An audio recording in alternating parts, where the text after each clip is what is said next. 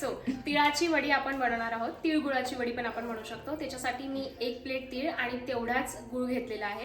पहिले कढई गरम केल्यानंतर आपण तिळाला भाजून घ्यायचं आहे आणि मग त्याच्यानंतर गुळ घालणार आहोत. तो मी आता कढई गरम केलेली आहे आणि त्याच्यामध्ये आपला तीळ टाकलेला आहे आणि तो असा मी छान मंद आचेवर भाजून घेत आहे. तुम्ही बघू शकता. असा छान खमंग तिळाचा सुगंध येईपर्यंत तीळ भाजून घ्यायचा आहे. आता जो आपण जेवढा गूळ घेतलेला आहे तर कढईमध्ये आपण थोडंसं तूप घातल्यानंतर तो गूळ यामध्ये टाकूया. आता हा गूळ पूर्णपणे असा मेल्ट होऊ द्यायचा आहे, पूर्ण असं पाण्यासारखा. तोपर्यंत आपण याला असं परतवायचं आहे. याचं टेक्स्चर आपल्याला अगदी पातळ असं हवं आहे. अशा प्रकारे कंटिन्यू याला परतवायचं आहे. तुम्ही बघू शकता इथे गुळाचं असं टेक्स्चर होईपर्यंत तो परतवायचा आहे.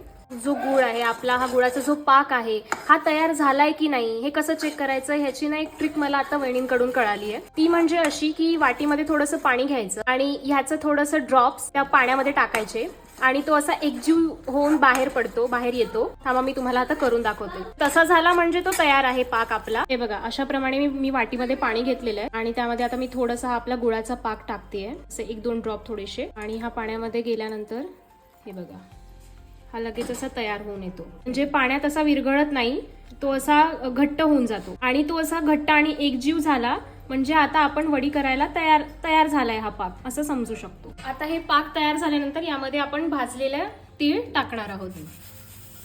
एकदम मंद आचेवर हे सगळं आपल्याला करायचं आहे, नाहीतर आपला जो पाक आहे तो जळतो. आपण ते कढईमधलं जे पाक होतं तिळाचं आणि गुळाचं जे मिश्रण होतं ते आपण या पोळपाटवर घेतलेलं आहे. हे मिश्रण ताटावर किंवा पोळपाटवर टाकण्याआधी मी त्याला ताटाला किंवा पोळपाटला तूप किंवा तेल लावून घेतलेलं आहे. आणि आता हे अशा प्रकारे मिश्रण इथे टाकल्यानंतर हे थोड्या वेळ सेट होऊ द्यायचं. गरम असतानाच याच्या कापण्या करून घ्यायच्या, कारण ते थंड झाल्यानंतर एकजीव झाल्यानंतर हव्या तशा वड्या पडत नाहीत, म्हणून आपण आताच त्याचे काप करून घेणार आहोत आणि थंड झाल्यानंतर मग त्या वड्या काढून घेणार आहोत.